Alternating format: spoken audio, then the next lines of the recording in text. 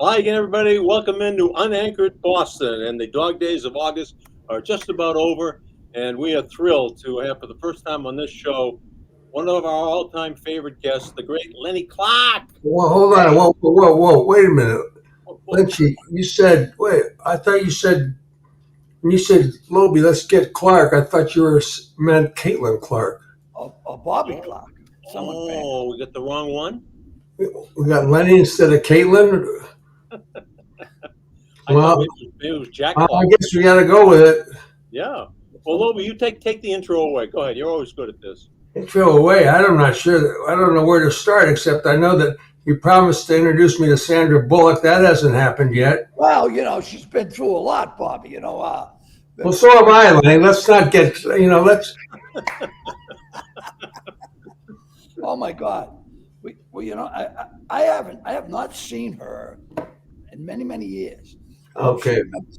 Of course, you remember me. I'm kind of hard to forget. Yeah, you're definitely hard to forget. All right, where do we start? Cambridge Latin. You know what? All the stuff that you've done, you dabbled in politics, but comics come home. That comes up November 2nd. Yes. Dennis Leary's the host. You're involved. Yep. You're probably New England's best known comedian, right behind Christine Hurley, who I love, absolutely love. Yeah, She's the best. yeah, she's Well, she is. Well, she's one of the best Yeah. in a group of best. And New England certainly has produced its share of stand-up comics, and you have been one of the greatest. There's so many to talk about. I want to go into the movies. I just from the Bobby and Peter Farrelly stuff. Something about Mary. I could talk all day about that particular movie. But then we get Me, Myself, and Irene, which was fantastic. Stuck on You, Fever Pitch, which you and I starred in together. Yes, we did. We're there. So I'm just saying that's just the start of it. I can't even. Let's. So Lynchy, I don't know where to begin. I was prepared for Caitlin Clark, and you throw me Lenny. So I I'm get just. that a lot. You got to hit the curveball. You've got to be able to hit the curveball. I look. For some reason, I was googling something about Lenny last night, and I found out that Lenny, you are 9 days older than me.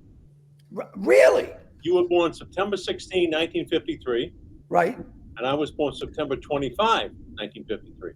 How old does that make us this year, Lynchy? I think 46. No, no. I'm horrible at math. Another reason why I'm a comedian. But am I 71 or 72? I don't even know. It doesn't matter. I don't care. What does it matter? What does it matter? You guys was it the same hospital? Because maybe you guys were switched at birth. Maybe they. Lenny, I guess we should start with Comics Come Home. Okay. Or we want to talk about the Red Sox and Patriots. Do they qualify as Comics Come Home? Oh my. Well, we'll have to see. We'll have to see. Cora just got signed again. I can't believe that. But hey, that's just me. No. I want to hear just you. You want to talk sports? Why do you think this not a good thing? This was a bad thing. Cora getting signed because we really haven't talked about that. Yeah. You know what? I mean, he doesn't do it for me. I know he won a World Series as a player, right? And then he won one as a coach. Yeah. But I don't. There's something about him that doesn't work for me. Of course, what do I know? I'm friends with John Henry, but he never says to me, "Hey, Lenny, what do you think about this?" That's something you never hear. I have 6 billionaire friends, and none of them ever ask me any questions other than, "What do you think the weather's going to be like tomorrow?" That's about it. I'm their personalized joke monkey. I don't care. I get to go on their jets. I get to go on the yachts. Works for me. Pretty good for a kid from Cambridge Latin, isn't it? You better put, Mikey. I tell you, when I was growing up, I never thought any of this would happen to me. None of my people were in show business. My dad worked as a linotype operator for the Boston Herald. My mother was a school teacher. We had 8 kids, and I went to Cambridge High Latin. We lived a block away, and I don't think I was ever on time once. When people. My wife's grandmother lived on Merrill Street. Oh, I used to deliver newspapers to Merrill Street. Yeah, the Mulaney's. Yes. Okay. All right. But yeah, well, Cambridge has changed now. It used to be the Mulaney's, the Lynches, the Murphys, the Caseys. Now it's Mugugu, Gagaga, Muhammad. It's all changed. Well, here's some of the people you played. You were Kelly. You were Joey. You were Skunk. You were Skunk in Oh yeah. Monument Avenue. I'm Oh just my saying. God. These were Fat Eddie, L.J., Fireman, Savino, Barbershop Car. Me, myself, and Irene. You're a barbershop owner. You're a cop. Wyndham, Gordy, Jailhouse Comic, Jelly. What Jelly was? All these characters you played. We're going down the list. Yeah. Gruff Grocer, Uncle Carl, which was in Fever Pitch, and Yes. you know, truck driver owner. And you were two Lennys, Mario, Father Parsons. What the Father Parsons was that? Lucky Cop, Coffee House Ghost, Uncle Bob, Phil Dickerson. You were in Ghostbusters too. Okay, how many more characters can you play? For crying out loud, Letty. Well, if this doesn't work out, I'm going to Florida and getting into elderly porn. Yeah, I'm big at the villages. They love me down there. Yeah, you know what? I can see that. Yeah. Bobby, I've always wanted to play a judge, and I've always wanted to play a doctor. Well, Well, it's gonna happen. Mike, you played doctor many times, haven't you, Mike? On all my children, I was. I saw you in Defending Jacob. You had a lunch wagon. Yes, yeah. Hey, I got to tell you, when I didn't even know I was going to be working with Chris Evans, because I just looked at the role that I was reading for, and I went, and the director, he directed Benedict Cumberbatch in that when they broke the code, and I forget the name of the movie, but I was so excited to read for this guy, and he gave me the role right then and there. So then I ended up working with Chris Evans, who I'm pretty friendly with him. I mean, I know his mom. I mean, that's how old I am.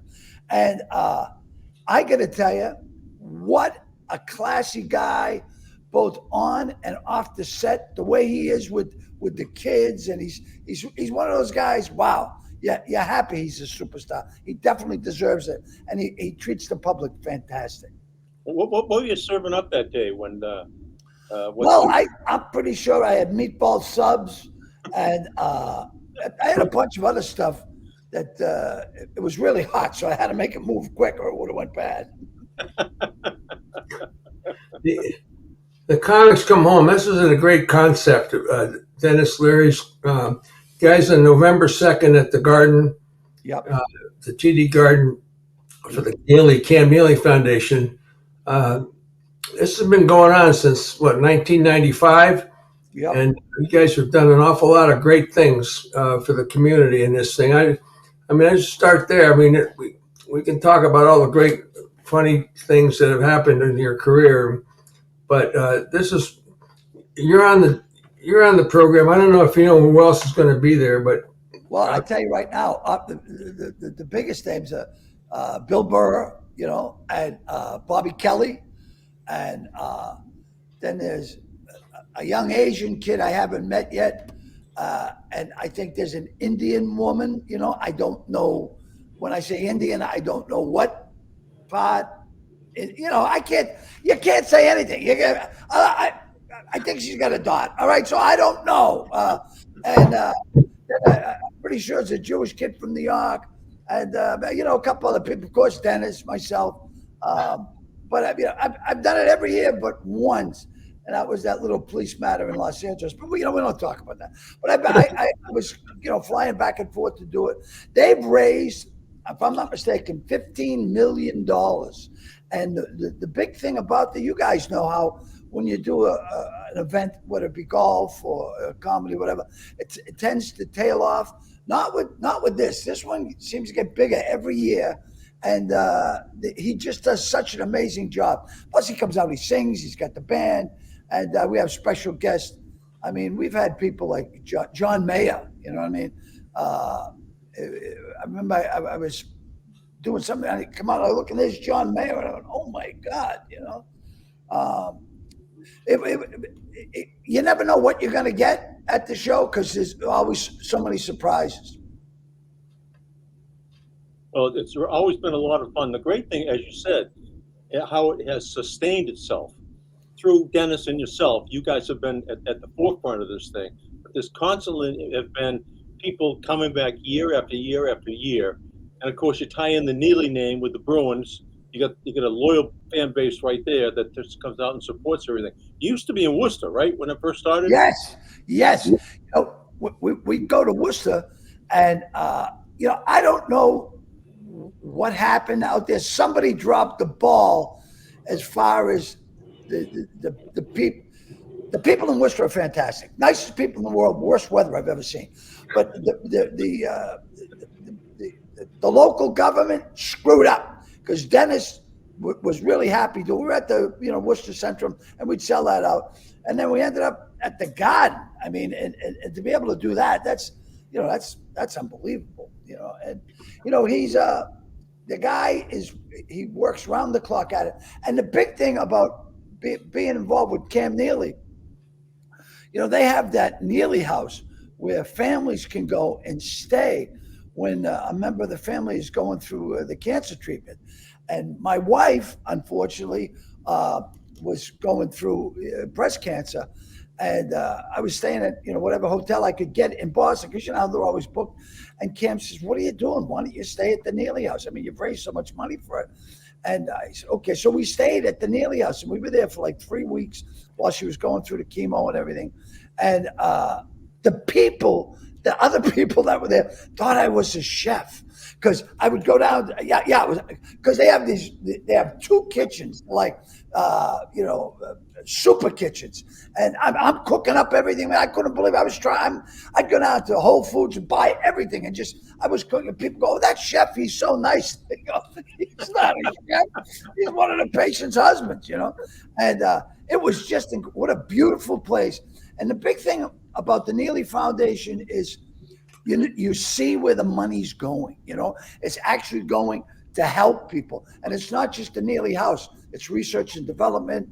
It's it's so above board. It's one of those things where, wow, because I've worked for charities in the past where out of every dollar, the administration gets like 96 cents. So there's a lot of people out there that screw you. Not going to mention any names. I don't need any more lawsuits right now.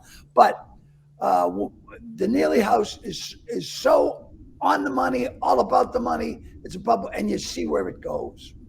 And it helps an awful lot of people. Fortunately, I was blessed that it helped my wife. It started because Cam's dad, Mike, right? Yes. Was a cancer victim and passed away. And that sort of started the ball rolling. I remember when they had their first, they might have had 1 or 2 rooms when they first started. Yeah. Overnight people. What's it grown to now? Oh my God. There's like 14 or 15 rooms. They have a movie theater that's, close to the Playboy Mansion. Really nice. And it's got the big B on the floor, and it's thousands of movies to watch. It's got washer dryers. Like I said, 2 stadium kitchens. They have people that you can deal with all day, 24 hours. And it's just, I spent time with a lot of the people who had family going through the cancer. And, such a relief for these people to be able to get up and then go get the treatment and then come home. It's just, and it really is a home. It's a beautiful, beautiful place. So most importantly, how's your wife doing? My wife is doing great. My current wife, I tell people I've been happily married for 37 years, 5 different women, but I'm no quitter. But my current wife, Jennifer, who I refer to as my last wife, she's doing great. She's having a year of her life tuna fishing. She's a singer-songwriter, charter fishing boat captain. So she's been out almost every day chasing the tuna. That's fantastic. Does the necklaces too, doesn't she? What? I'm sorry. She does necklaces too, doesn't? No. She wears them, and I buy tons of them. But no, she's a singer-songwriter, and Oh, she's done like 3 CDs, down in Nashville, and she's had some of her work on TV and movies, but her big passion is fishing. Lenny, other comedians. I mean, Dennis is great. Steve Sweeney, Stephen Wright has got to be one of the funniest guys. Everybody has. I don't know how everybody kind of picks a genre. Everybody kind of gets into a character Yeah. on stage, and it's such a great talent, and it's such a difficult thing to do. Oh I my mean, God. to stand up in front of an audience, I think it's got to be the most difficult thing possible to stand up in front of an audience, tell jokes, and be rewarded or unrewarded, as the case may be, Oh, because yeah. the stakes are pretty high. Yeah. Well, you mentioned Steve Wright. I just saw him 2 weeks ago. I love that guy. When he first started, Bobby, he was so shy that he would stand with his back to the audience. And I would go out there, as the host, and I manhandle him. He's a little bit of a guy. Turn around, look at this audience. They're paying your salary, you son of a bitch. You have the common courtesy to look them in the eye. And Steve's one of those guys who don't like to be touched. You know what I mean? And I don't know what you call the thing where you don't want people touching you. But anyway, because I love people touch me. But he was so funny. He said, one of his jokes is, I went to Legal Seafood the other day. I had the twin lobsters. I wasn't impressed. They looked nothing alike. and the funny thing is, he was always so clean. Never a curse word, and Academy Award winner. I mean, the guy has done so much, and I said to him, "Do you still love doing it?" And he says, "Lenny, sometimes I get people who go ooh," and I go, "What?" I go, "Of course they've been oohing me for 50 years, but the fact that he's so clean, so good, so talented, and like he did this joke. My friend has a trophy wife. Obviously, she didn't come in first place, and people went ooh, and I said, "What? Are you kidding me?" Those are the people I would shoot. It's so funny. Oh God, he's hysterical. And then you had you had Dennis. Dennis was a whole different breed. You had Goldwaite. Who's a huge director now, and then you had Paula Poundstone, and I can't.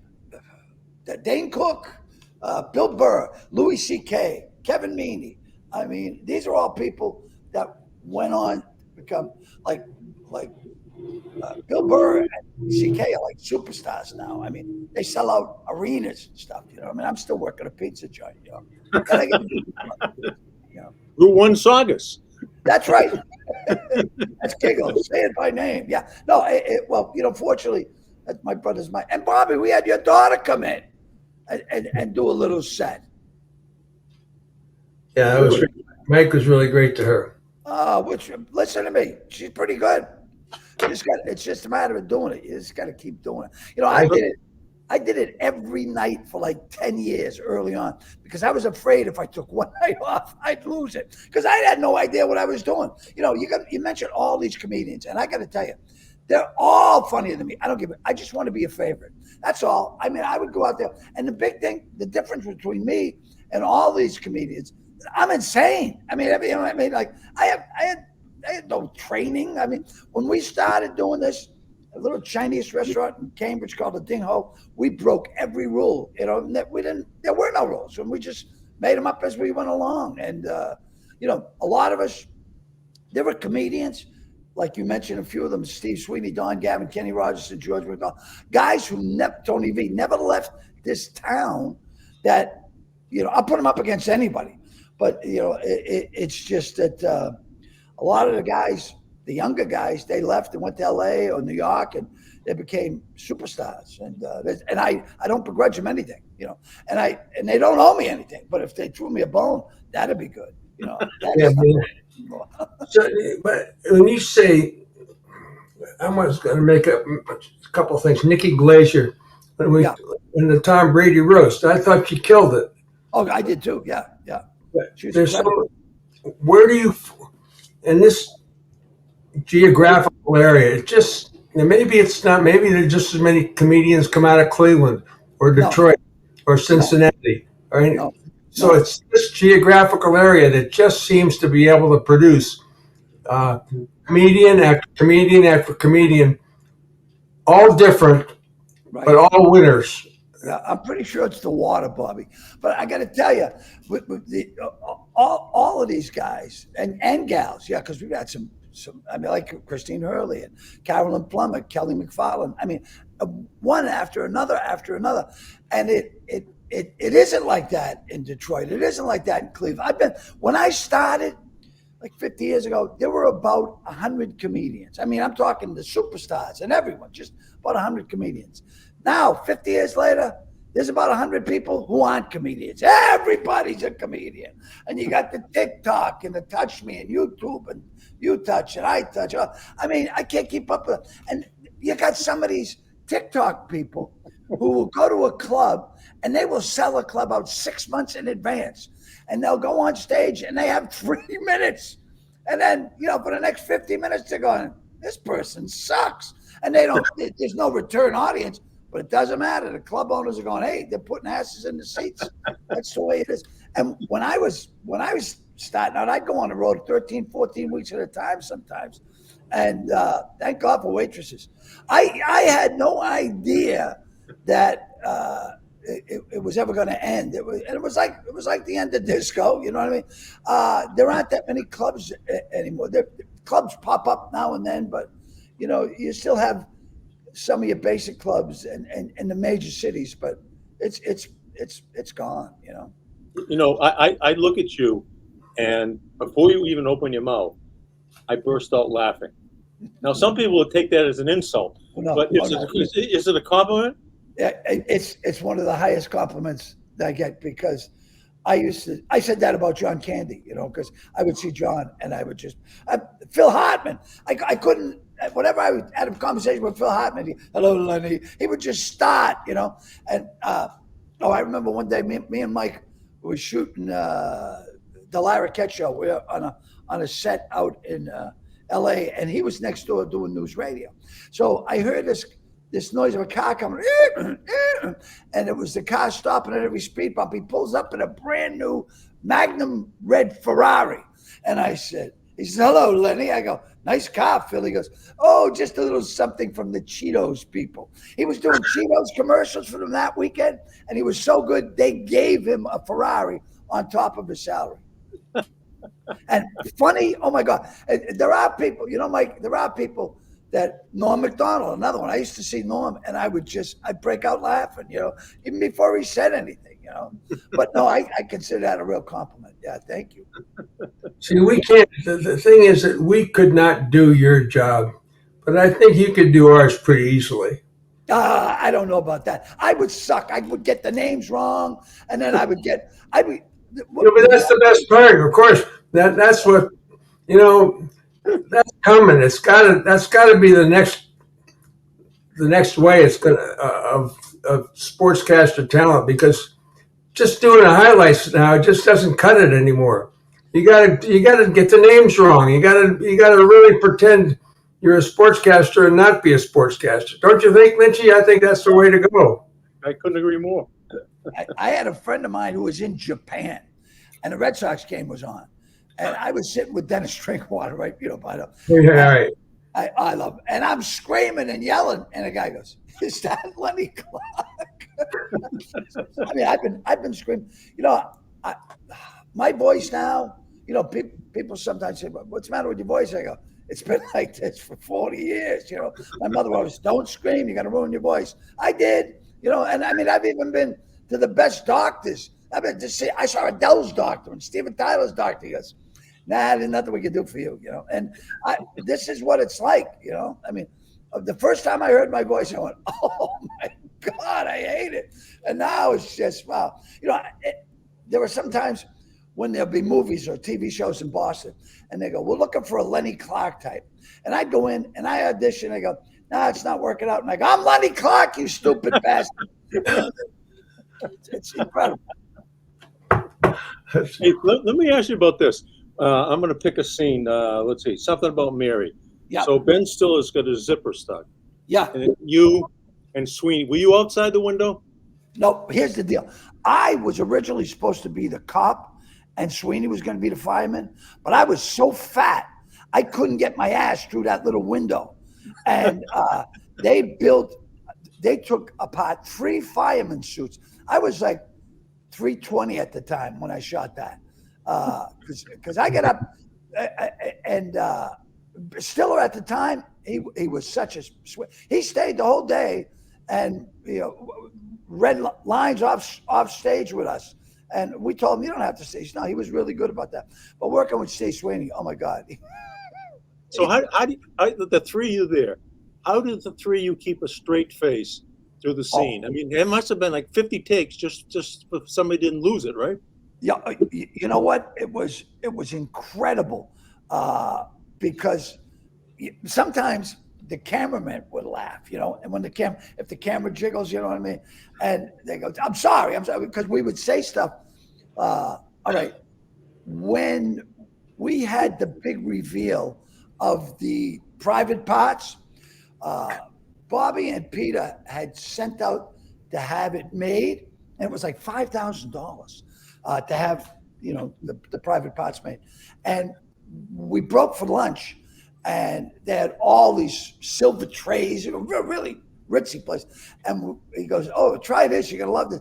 We lifted up the tray, and we saw the penis and the balls. Went, "Oh my God!" He goes, "Yeah, that's the reaction we're looking for. That's it. That'll be worth every penny," and just incredible.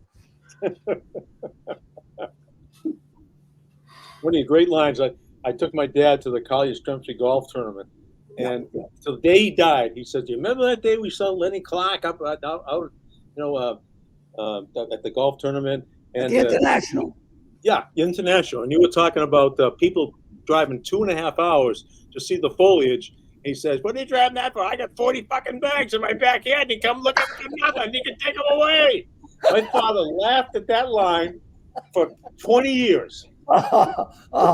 That was unbelievable. Yeah, I mean, I finally get to meet Yaz at that tournament because he wasn't an easy guy to meet. You know what I mean? Yeah. And, oh yeah. But I mean, there were people. When I met Muhammad Ali, I got a great picture with Ali. I'm at the big benefit that Michael J. Fox does every year for all Parkinson's, and Ali was there, and they were surrounded by security. And I went up to him because I had met him before, and they stopped me. And I said, No. The champ wants me to come over and see him. And the guy turns to look at Ali. I'm like this, waving at Ali, and Ali waves. The guy turns and says, "Go ahead." And it was so funny. Another guy, who's the home run king from Atlanta? Hank Aaron. Hank Aaron. Okay, so I'm at a celebrity golf event with Hank Aaron, and Hank's not really, being friendly to her. And they said, no pictures. So I said, my buddy, I said, "Get ready for a picture." So I went over and I leaned over. I said, "Mr. Aaron, would you like some water?" And he looked up and he goes, "Yes, I would." And they took the picture. It was great. Hey, Lenny, can you, going through these memories, don't you feel like it's almost happened to somebody else? Oh God, yes. You're just observing all of a sudden this guy Lenny Clarke, who you just seem to know, but it's happening to somebody else. It's not happening to you. Like you mention all these names and down, between Muhammad Ali and Hank Aaron and Yaz and blah blah, all these actors and all these other, very famous Sandra Bullock for one. I'll go back to her. Yeah. But don't you feel like this never happened to me? I can't believe this happened to me. This happened to somebody else. I grew up in a poor family. 8 of us. My blue collar, and I never even dreamed of being in a movie. Now I've done so many movies, I can't remember all the names. And I'm not saying that as, oh, look at me, I can't, my memory's shot, but yeah, but I got to pinch myself so much. And I'm very, I'm very thankful, I'm very grateful because, like there were kids who I gave their first spot on stage that are like multimillionaires now, big giant stars. I mean, Joe Rogan, Joe, I remember putting him on at a truck stop near Springfield, and I thought he was terrific. And and he never forgot that. He's one of the guys who never, he puts me on his podcast. He asked me to do his podcast for like 4 years. And I said, Joe, I can't. Then he finally said, Lenny, why won't you do my podcast? I said, Joe, I got to be honest. I don't know what a podcast is. He says, you moron. He goes, there's 2 tickets for you and Mike. Get on a plane. We flew out. We did his podcast. And it was seen by like 1 million people. He is the equivalent of what Johnny Carson was 40 years ago. And a nicer guy you couldn't meet. Same thing with Larry. Larry walked into the club one night with these twins. And I said, whoa. He said, hey, can I get on? I go, you're on next. So I put him on next and spent the rest of the night talking with the twins. And the Dombrowski twins. And Lauren went on to be the executive producer of Mad TV. It was just really, really, yeah, I can't believe what's happened in my life. I can't believe all the people I've met, doing, Rodney Dangerfield, Richard Pryor, George Carlin. I mean, to be friends with these guys, and like I have phone messages that I've saved from these guys. It's and yeah, look, it's I tell people I'm in double overtime. There's no timeouts left. We're down 6. We're on to 20, and Brady ain't coming in. But hey, I'm playing it out. You never know. Something good could happen. And I feel blessed, and I'm not done. I mean, I've been retired. I'm working more now that I'm retired than I was when I was working.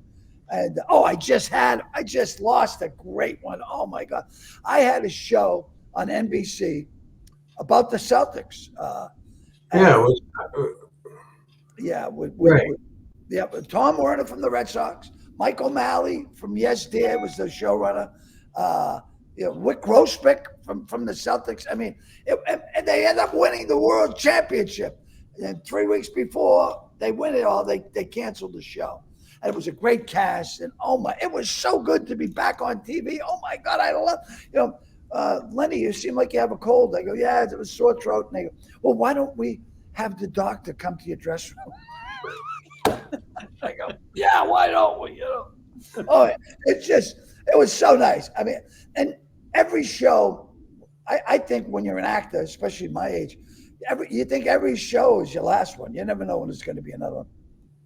And now with TV the way it is, there's only like 4 sitcoms on NBC, and we were one of them. And now but you're right. It's not happening anymore for sitcoms, and it's just whether it's Netflix or whatever's cutting into it. It's just not happening on local TV. And it's amazing. Like you mentioned all these names. It's like it happened to somebody else. Rodney Dangerfield. Is there a funnier guy on the planet? I mean, he was so good. He mentioned me 3 times in his book, and I have stories about Rodney that I can't tell, but there's a great one I can tell. He said, he calls me up one day. He goes, hey, kid, you in town? I go, yeah, we're in LA. And he goes, they got me staying at the Pritkin Longevity Center because he was shooting another movie, and the studio wouldn't insure him at that particular weight. So he had to lose weight in order to fulfill his contract. So he's at this Pritkin Longevity Center, and the food is monitored, and he's monitored. And he goes, go and get the biggest pie, pizza you can get with everything, all the meat, I want experimental meat. I want all this shit you can get, and put it in a suitcase. and come to the place and ask for Jack Roy. I said, okay. So I go and I get this giant pizza, and it's a big suitcase. I say, I'm Lenny Clarke. I'm here for Mr. Roy. And they call up and they go, send him up. So I get up there, and we get in the room, and he loved to be naked. Rodney Dangerfield loved to be naked. I don't care. I can tell you, I was just It's not a bad thing. Come on. You know, it's not a bad thing. So he sits down, puts the suitcase on the bed, and he starts eating, and we're talking and eating. And he goes, Jesus, kid, I didn't even offer you a piece. He ate the whole thing in like 10 minutes. And I said, do you want another one? He goes, not today, but he was so funny. Oh my God, he made me laugh so hard. You know, Lenny, I've never seen you speechless, but of all these people you just rattled off that you met over the course of your career, has anyone just grabbed you so much that you were speechless, that you were actually Besides us, Lenny, besides this opportunity. besides us, right? Yeah, besides us. Well, two people that I admired, respected, and just, your heroes, you know what I mean? One of them was Jonathan Winters. And we were at the. God, that's not, I mean, is there anything got anybody better than Jonathan Winters? No, right? So we're at the Comedy Awards, and it was Jonathan, Sam Kinison, Carl LeBeau, George Carlin. So I walk up, and I walk up and I go, oh my God, Mr. Winters. And he looks at me, he goes, I was telling the punchline. And George Carlin goes, Johnny, he's a great kid. He's a buddy of mine. He didn't mean anything by it. He goes, he could have waited. And I went, so that, and later in life, a couple of my friends became close with John, and it was whacked out at the end. But I just, it was one of those things where that didn't work out, and I regret that. My other regret is I'm flying back to LA because I used to fly.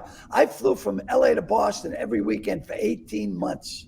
Oh Never my God. missed a weekend. Yeah, because I was making a ton of money back here, and I'm working in LA. I wasn't getting any money. And then when Mitzi finally made me a regular, I said, what does that mean? She goes, it means you get $25 a show. I said, $25? That wouldn't pay for my parking. So I had to keep going back and forth, back and forth, back and forth. So I'm flying once, and I look over, and there's James Garner. And oh my God, from the Rockford Files and the Great Escape, the Americanization. I know every movie he's ever done. I know everything he's ever done, and I don't bother him. I'm sitting over here, and he's sitting there. We're both first class. And when we land, I couldn't resist. I go, Mr. Garner, and he goes, oh! And he was standing there holding a Remington sculpture, and he goes, what is wrong with you? He goes, I almost dropped this. And I said, Mr. Gunn, and I just turned around. So that was, and now I've worked with people in the last couple of months who did a show with Ghana and asked me to come over and meet him. And I go, no, it's ruined. I've ruined it. You know what I mean? So Lenny, I got to do a little commercial here, just because that's what we do sometimes. We have to. Come on, we're on Anchor. This is all about camping. I don't know if you've done any camping or did any movies about camping. I think it's a moment. It's a thing you'd remember because it's for a lot of people. It's a way. Cambridge, Bob. What's that? Cambridge. They don't. A lot of camping in Cambridge. They don't. Mikey, listen, my father would take us camping in a tent, right? We'd go up to New Hampshire, a place called Dolly Copper Campground. I remember it to this day, right across from the Old Man in the Mountain, which is evidently missing now. No, it's gone. Yeah.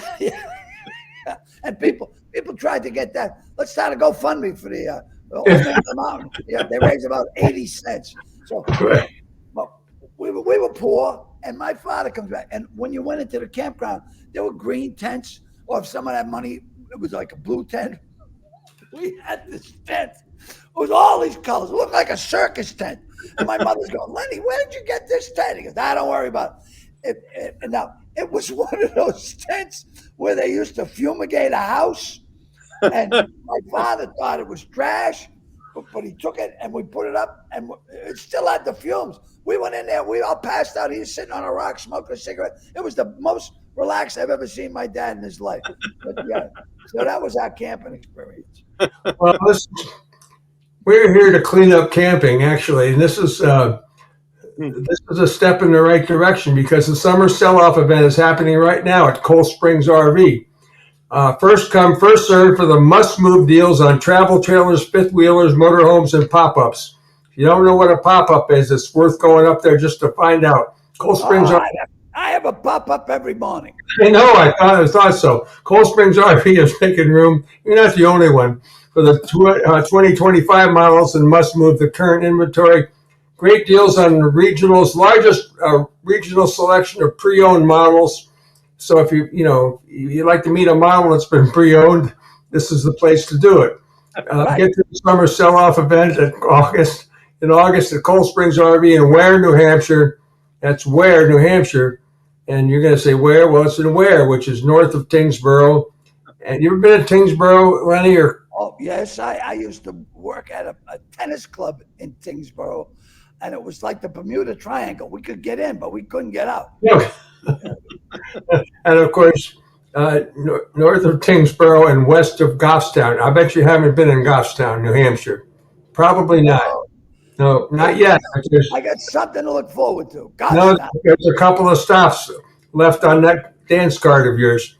So tell them that Lobel and Lynch sent you. Plus, I knew a guy that had a camper, and he lived in a camper, and he was in Raymond, New Hampshire. That's his campground, and it just happened to be parked right next to another camper that a woman was in. So, these were two happy campers by the time it was over. Well, you know what? I'm so happy about this sale. I might swing by and pick up, because look it won't be long. We'll all be living in tents. No question about it. You might as well get a head start and be out there in front and get the best possible chunk of land you can. And check them out on coldspringsrv.com. Yeah, but 12 million people.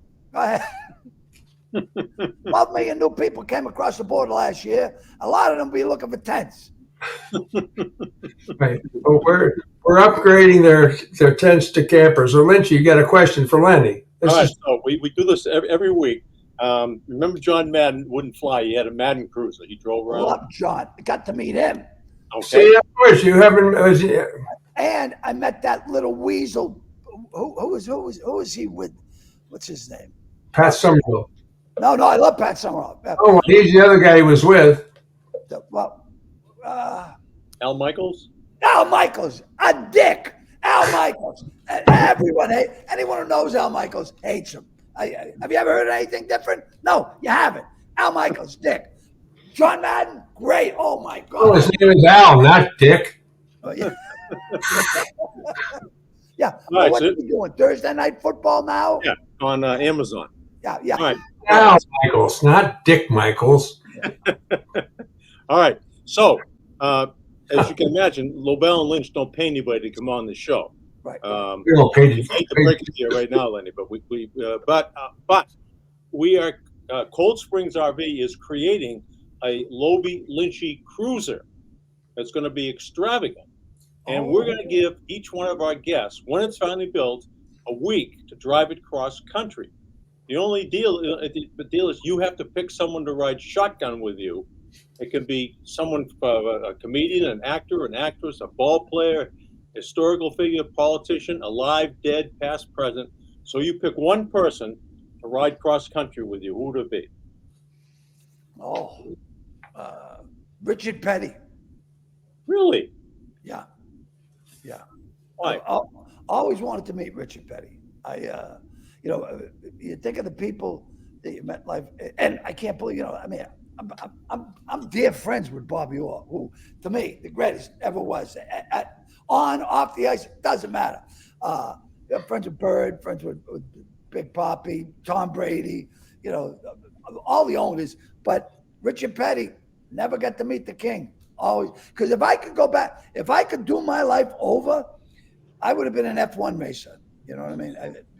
You work one day a week. You practice. If I was losing a race, I'd take the whole group out. That's how I was. Wow, that's really something. We've had some great answers on this show. We've had Winston Churchill. We've had Yeah, I'll tell Mike you what, Milbury picked Winston Churchill. Mike Really? Milbury. Yeah, Wow. straight. He's a pretty intense guy. Yeah, I agree. Yeah, it was pretty. Well, you were going to be an F1 driver. At one point, you weighed close to 320 pounds. How the hell are you going to get in the car? Bobby, I topped out at 388. I was so fat, my wife said, you can start banging other people. You know, that was a great line. It's a Genesis Fund roast for you. That was. Say that again. Give that. You were I so. was I was so fat, my wife said, you can fuck other people now.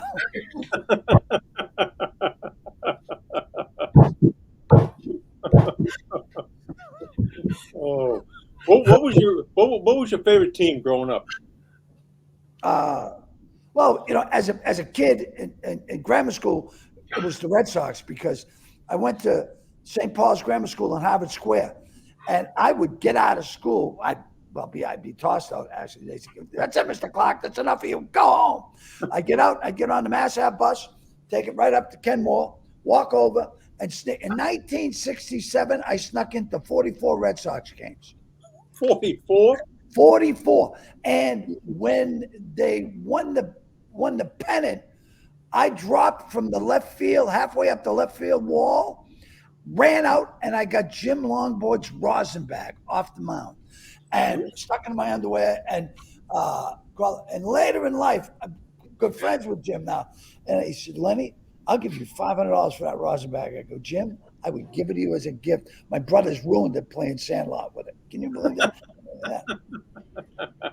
Yeah. No, all right. So 44 games.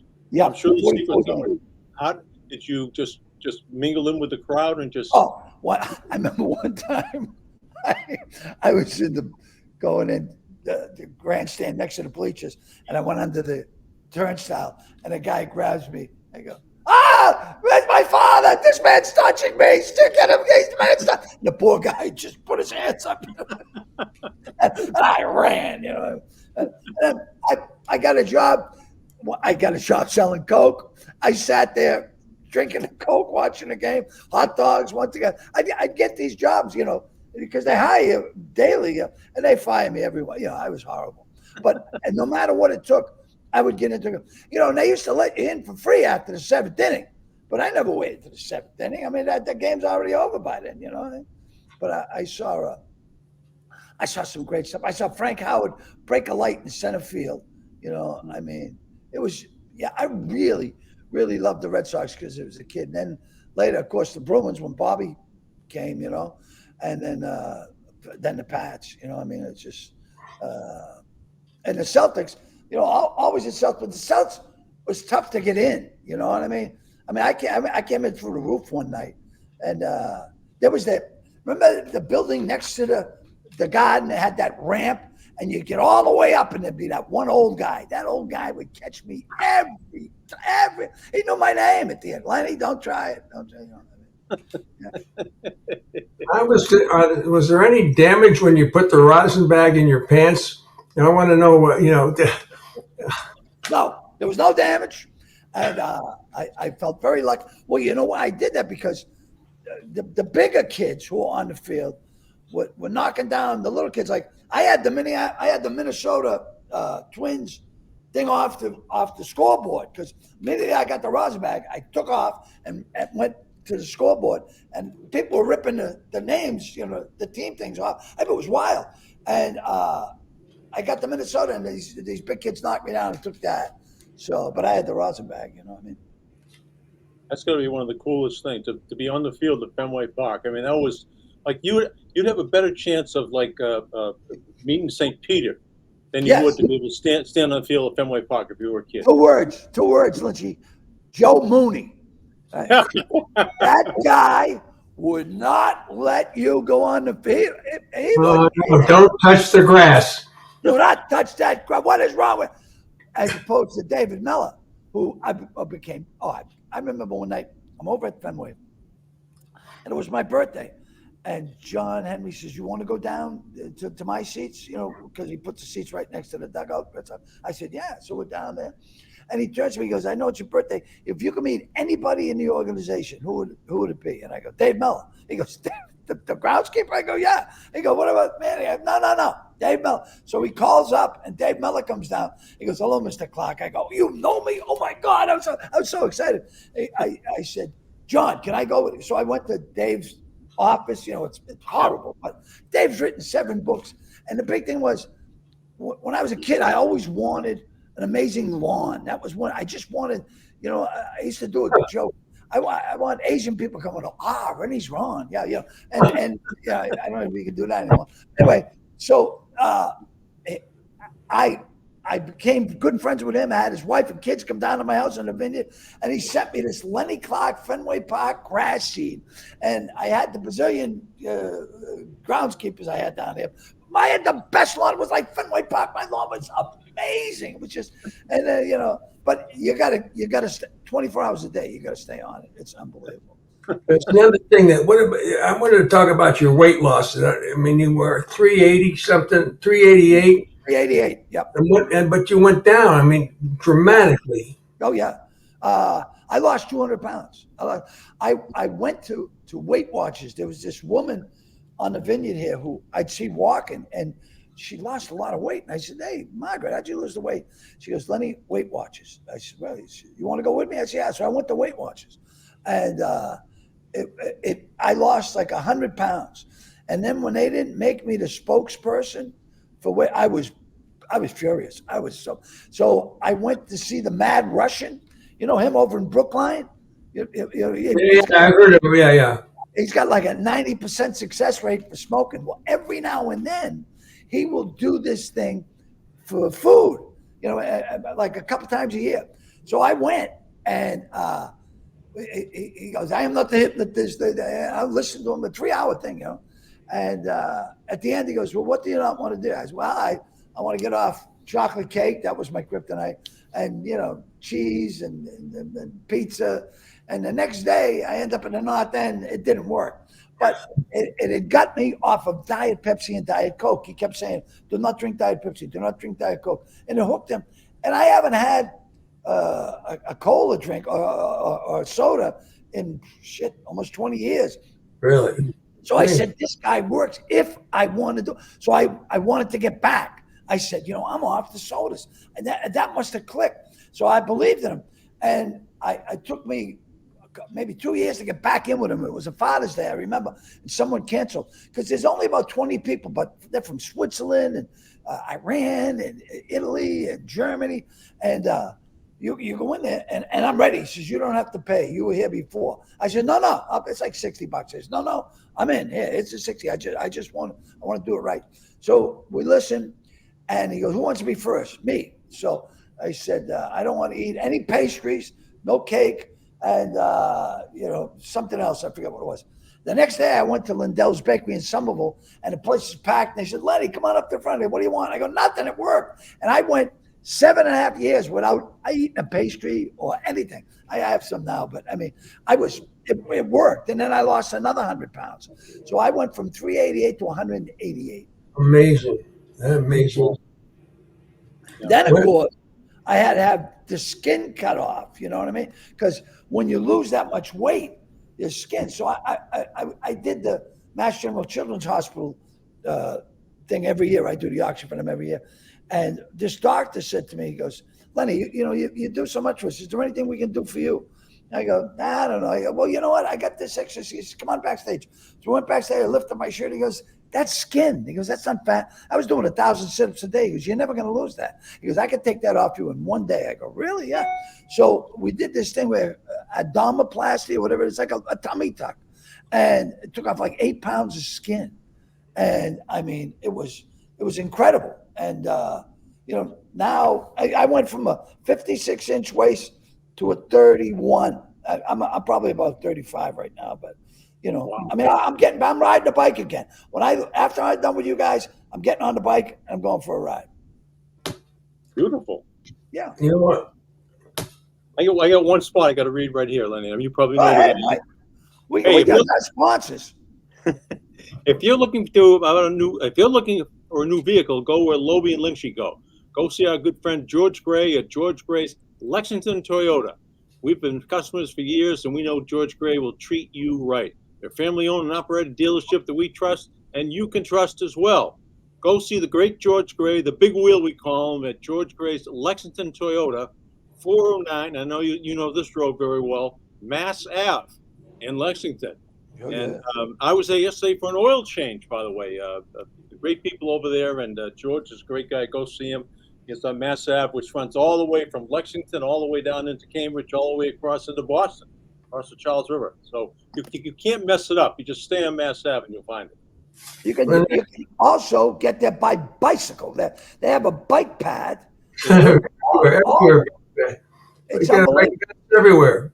Oh yeah. Well, in Lexington, it's like being in Beijing. I got to tell you, I drove through Lexington. I went, wow, did I time travel? Where am I? And it's interesting. I got two questions for you. Go ahead. If you had to pay to see one comedian, who would you pay to see? If His name is Brian Holtzman. He's one of Joe Rogan's guys, and he is without a doubt one in a lifetime type of act. He goes, I went to see him when I was shooting that show out in LA. I went to see him at the comedy. He goes on last at the Comedy Store because he walks the room. I mean, most people will leave. He goes, yeah, I just got back from entertaining the troops and in Ukraine. Those Russian guys, man, they're really something. He goes, oh, then there was the pillaging, and then the thievery. I mean, you know, I picked up a homeless guy because I wanted to drive in a high speed lane. And he goes, I went all the way to San Diego. And the guy goes, hey man, you're gonna take me home. He goes, home? You're homeless. You live wherever I throw you out. Get out of the car. and this, I don't even do him justice. This kid, he's not kidding. He's 56, maybe. Hilarious. And I would pay to see him because he makes me laugh. You know, the comedy now is so watered down because of you get crucified. You know, you get canceled. You know what I mean? So what are you going to cancel me from a pizza shop at Route 1 in Saugus? I mean, I still like to press it as far as I can, but I know there are words. Remember George Collins, 730 words you can't say. You can say I'll be one of those now, but there are words that you can't even mention, or you're all done. And you're. What about the Brady roast? Did you be squirming a little bit? I was amazed that they didn't even ask me because I'm friends with Tom, I'm friends with Robert Kraft, and I'm friends with Bill Belichick. I mean, I've been friends with all three of them for over 20 years, and I compartmentalize every friendship. You know what I mean? I don't. It's like when Jimmy Pilata owned Roma and John Henry owned Liverpool, and they both invited me to go to the game at Fenway. I went, I'm out of town, you know, because I love them both, but you don't put billionaires against each other. That's not a good move. And it's after it was all said and done, I was glad I didn't do it. But they never asked me, you know. when this is my final question, Lenny. Family of 8 and poor. Where did your talent come from? Did you ever think about that? Did you ever wonder? Your mother.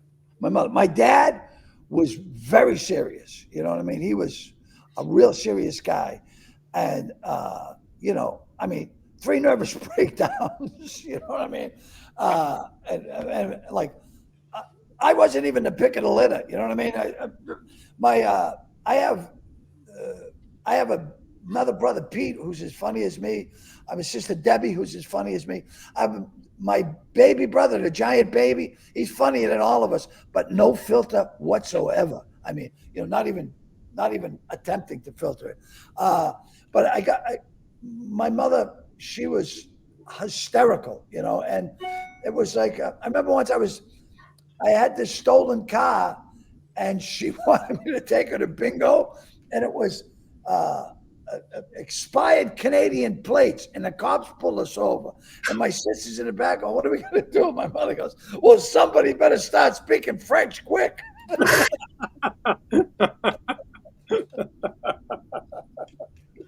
What was the dinner table like? I mean, was Oh my everybody? God! Okay, 8 kids, right? My dad worked at the Herald, which was over right by the expressway there, and he came home once for dinner. You know, he only had like 45 minutes, but he got on the Pike and he could make it to Cambridge in like 3 minutes. You know, so he came in and we sat down for dinner one night. He goes, "We're gonna have dinner as a family," and the food hit the table. We all just started. And my father goes, "Slow down! You're like animals. We're never doing this again. We're never." And, yeah, we from that on we just grab a plate and go sit down, find an open space and sit and eat. You know? Wow, this was out of this world. Everything Bob and I thought it would be, and more. It was hilarious. Well, I Hilarious. can't thank you. You know, you guys have I've known my whole life, and you know, watched it. And, you know, it's just such a pleasure to be around you guys, and it was a thrill to do Unanchored. It was great. All right. Well, be safe. Good luck. November 2nd, right? It's a sold out, Lenny. It isn't yet, but they do sell out every single year. So I would get the tickets. You know. You're one funny bastard. That's all I can say. Hey, you know what? Music to my ears, Bobby. Music to my ears. Love Thank you you. guys. Thanks. Thanks, fellas. Bye, everybody. And make sure you follow us on unanchoredboston.com.